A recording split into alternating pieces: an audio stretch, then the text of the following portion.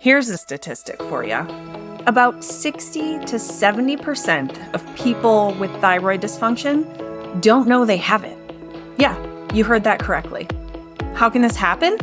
Well, keep watching, because we're going to unpack this mystery and get you some answers, as well as some functional medicine solutions. Figuring out if your hair loss, exhaustion, cold hands and feet, or other health concerns are being caused by your thyroid or stress is tricky because there's a lot of overlap.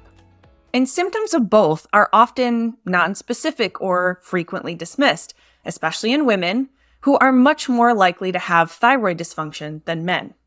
For example, one of the most common signs of a thyroid function problem is an unexplained change in weight.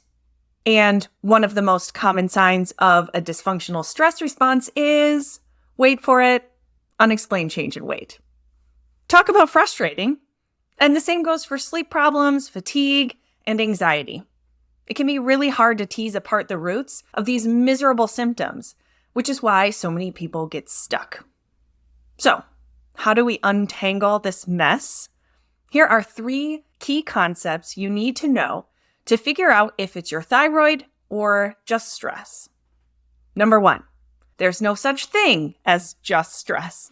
Stress is a very real, very measurable biochemical response that happens in your body thanks to your nervous system and HPA axis, which is short for hypothalamus pituitary adrenal axis.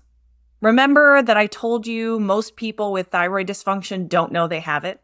Well, I'd be willing to bet that 80 to 90% of people with HPA axis problems don't even know it's a thing, including a lot of very smart people with very fancy medical degrees.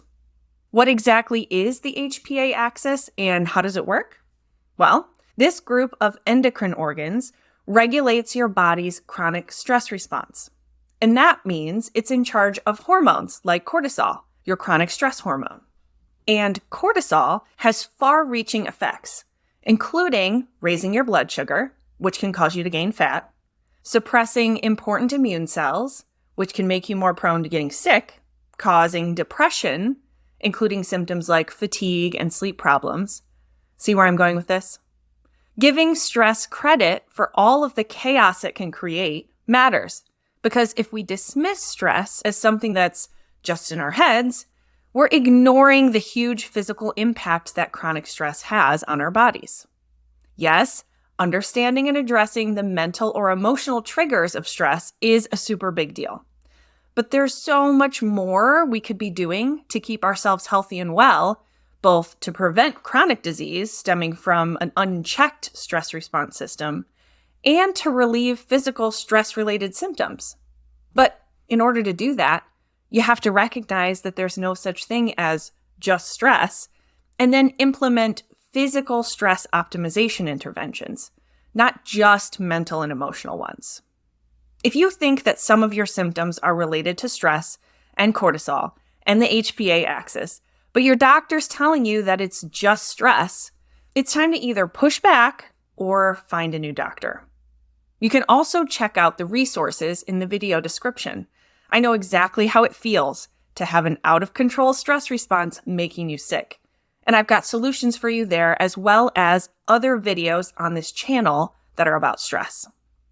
All right, the next thing you need to keep in mind when trying to differentiate between thyroid and stress is that most thyroid testing is inadequate, specifically when your doctor tests thyroid stimulating hormone, or TSH, by itself. TSH alone just doesn't give us the whole picture. Thyroid stimulating hormone basically measures how hungry your brain is for more thyroid hormone. It's a messenger from the pituitary gland that tells your thyroid, hey, we need some more thyroid hormone up in here. So when TSH is funky, it gives us a clue about how well the thyroid is making hormone and how well your thyroid hormone is functioning in your body. But it does not measure your actual thyroid hormone, T3, its VIP precursor, T4, or the antibodies that can tell you if you're developing an autoimmune thyroid problem, TPO or TPA. If you're having symptoms of thyroid imbalance, that's pretty important information, don't you think? But most doctors only test TSH, relying on it alone to rule in or rule out the thyroid as a source of your fatigue, hair loss, or weight gain. Here's the third important thing you need to know about thyroid testing. Even though the standard range of normal TSH levels is 0.4 to 4.0 milli-international units per liter, many endocrinologists and functional medicine doctors agree that people with normal thyroid function should have a TSH of 0.5 to 2.5.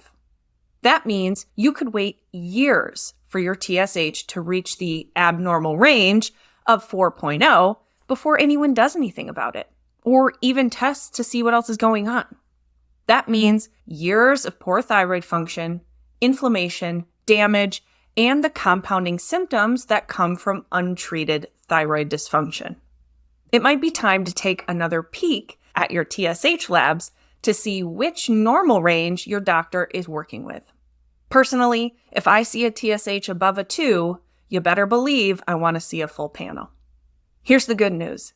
You can order your own complete thyroid panel on my website, and I'll even help you interpret it.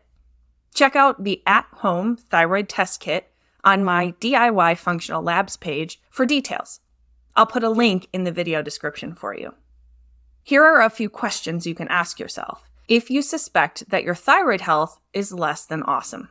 Like I said, some of these things do overlap with the effects of chronic stress.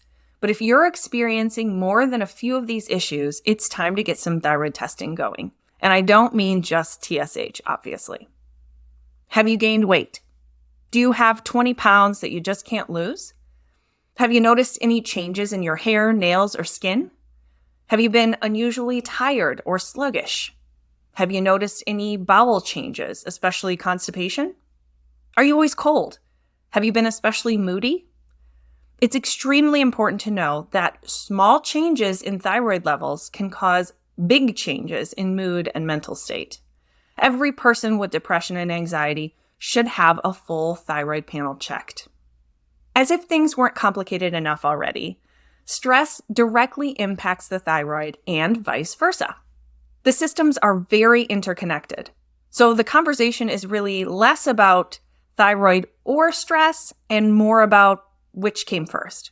Because chronic stress means excess cortisol, and excess cortisol dysregulates thyroid function, which then creates problems for your metabolism, energy, weight, and a lot of other downstream effects, which in turn act as additional stressors.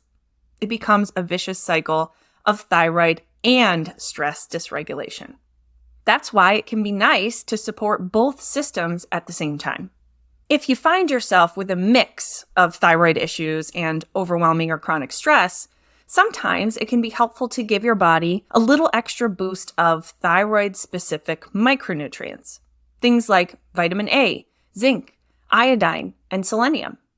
I also love using adaptogenic herbs. These are specific, evidence-based plants and fungi that help regulate the HPA axis and cortisol. I like to think of these as Goldilocks herbs, because if your cortisol is too high, they help bring it down, and if your cortisol is too low from exhaustion, they help give it a bump. More on adaptogens in another video. And I'll put a link to my favorite combos of thyroid-supporting nutrients and resilience-building herbs in the video description for you to check out. Here's the bottom line. If you suspect that your thyroid isn't functioning optimally and you're experiencing symptoms like the ones above, you deserve answers. It might mean pushing your doctor for more comprehensive testing, grabbing an at-home complete thyroid test kit, or interpreting your test results with better functional medicine normal ranges. I hope you found this information helpful. If you did, please hit that thumbs up button and subscribe to my channel. Feel free to leave me a comment to let me know if you'd like to see more videos about thyroid health and or the HPA axis. I want to make videos that are helpful to you, so please let me know. And remember to check out all the resource links in the video description. There's a lot in there for you this time. As always, Thanks so much for tuning in, and I'll see ya in the next video.